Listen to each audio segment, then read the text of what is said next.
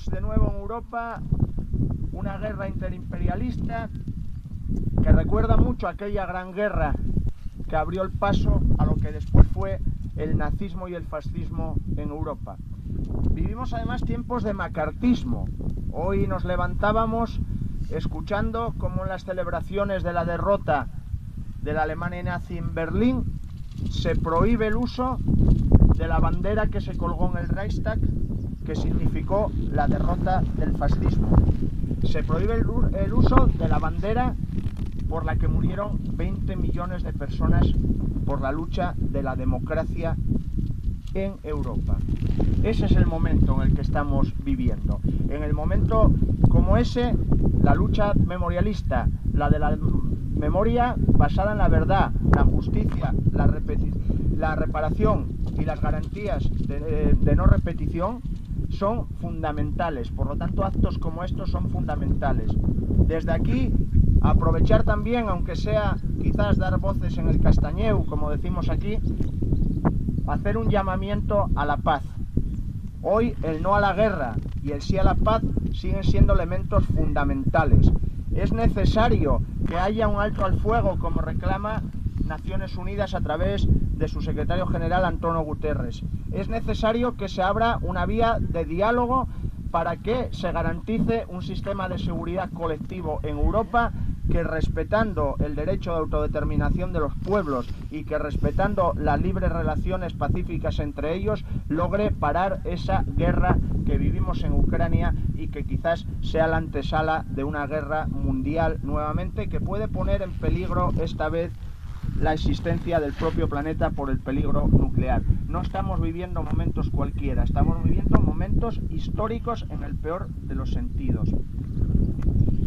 Celebrar o conmemorar, no celebrar, conmemorar la liberación de Mauthausen también debe servirnos para recordar parte de la historia de este país, no solo de la de que los que murieron allí, como bien relataba Ovidio, sino de lo que significó aquel fin de aquella guerra y de cómo aquellas potencias que se llamaban democráticas prefirieron tolerar por intereses geopolíticos que aquel régimen que la ONU calificó equiparable en 1948 al nazismo y al fascismo perviviese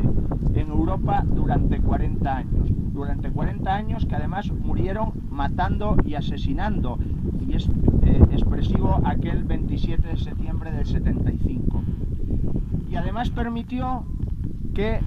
señores como ese que se ríe de nosotros y nos llama tontos porque pagamos muy alta la factura de la luz, forme parte de aquella oligarquía que se enriqueció, que construyó sus fortunas a base del expolio a los derrotados en la guerra de España, que amasó sus fortunas a base de la explotación absoluta y de la especulación que garantizaba aquel régimen criminal,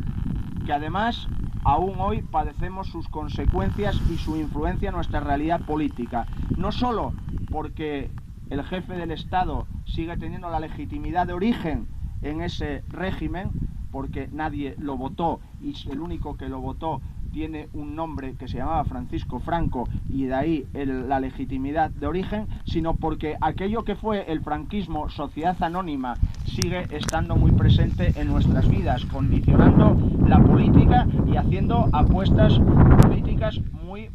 peligrosas. Ese partido del diccionario, ese neofascista sin correajes que empezamos a padecer y que es un peligro, es heredero de ese franquismo y tiene en esas grandes fortunas amasadas durante esa época su principal fuente de financiación. Por lo tanto, actos como el de hoy, antifascistas y republicanos, son fundamentales para generar conciencia de la necesidad de seguir combatiendo contra el fascismo, que sigue estando ahí y que últimamente además no se corta de poder decir que hay que derribar a un gobierno legítimo salido de las urnas como el actual, que responde a los herederos de aquel pacto de San Sebastián de los años 30 que trajeron la Segunda República, que habla de poder incluso eliminar, exterminar a 27 millones de personas. En esa tesitura estamos y estamos viviendo momentos en los que hay que tener muy claro cuáles son los objetivos del enemigo y cuáles deben ser los nuestros. Quizás desde aquí se puede hacer pocas cosas. Yo voy a simplemente situar dos que desde el campo memorialista a nosotros nos parecen fundamentales. En Asturias tenemos una ley de memoria democrática que quizás sea una de las mejores leyes de todas las comunidades autónomas españolas, que logró amplios consensos, pero que sigue sin desarrollarse. A 3 años y a falta de un año para finalizar la legislatura, seguimos sin tener reglamento de memoria, seguimos sin tener consejo de la memoria. Fundamental la aplicación de esa ley. Aún así se van consiguiendo cosas y yo creo que hoy aquí también es momento para congratularnos de que por fin sean hijos predilectos de Asturias por una decisión del gobierno asturiano y del Parlamento asturiano, gracias a la presión durante 15 años de los movimientos memorialistas y democráticos, muchos de los que hoy estamos aquí, el comandante Robert, Felipe Matarrán o Cristino García, héroes en Francia, héroes en Europa y bandoleros en su propia tierra. Por fin corregimos un error histórico y desde aquí dar las gracias en particular al presidente Barbón, porque ha tenido quizás bastante más solidaridad y empatía con estos temas que sus antecesores. Y tenemos una oportunidad también. Se va a acabar la legislatura y sigue pendiente la aprobación de la Ley de Memoria Democrática Estatal. Una ley que es absolutamente necesaria, porque la del 2007 se quedó corta, fue timorata y no nos ha permitido ni siquiera eliminar de nuestras calles parte de la simbología franquista, por poner solo algún ejemplo. Necesitamos que esa ley salga, que se mejore con la mayoría parlamentaria que hay, porque el proyecto que ha llegado al Parlamento con ser bueno es manifiestamente mejorable y hay correlación de votos, de fuerzas, y hay votos posibles para hacer una ley de memoria que responda al derecho internacional, que acabe con el modelo de impunidad, anulando esos 2 articulitos de la ley de amnistía que se han usado como ley de punto final por la judicatura franquista para evitar investigar los crímenes del franquismo,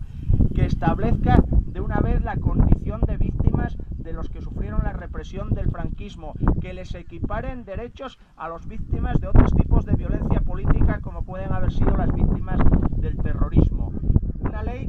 que hable de responsabilidad patrimonial, porque hay que indemnizar, hay que reparar a los que fueron expropiados y expoliados, igual que se hizo en Alemania, igual que se hizo en Italia, igual que se hizo en otros países después de la caída del fascismo. Es absolutamente necesario avanzar por esos caminos y es posible. Y eso es también una garantía de no repetición, porque es fundamental situar, y yo termino este concepto, necesitamos que no se vuelva a repetir la historia y está en nuestras manos evitarlos, y el tema memorialista y el compromiso memorialista de todos y todas nosotros es fundamental para que no se blanquee, porque Hitler no llega a la victoria electoral ni llega al gobierno diciendo que va a establecer cámaras de gas, no llega diciendo que va a haber campos de exterminio, no llega diciendo que va a invadir toda Europa, no, llega con otro tipo de mensajes, llega culpando de la crisis a ciertas religiones, a ciertos sujetos, a ciertos ciudadanos, llega generando discriminaciones mucho más civilinas, pero se empieza por ahí y se acaba en Mauthausen. Evitémoslo, podemos hacerlo todavía.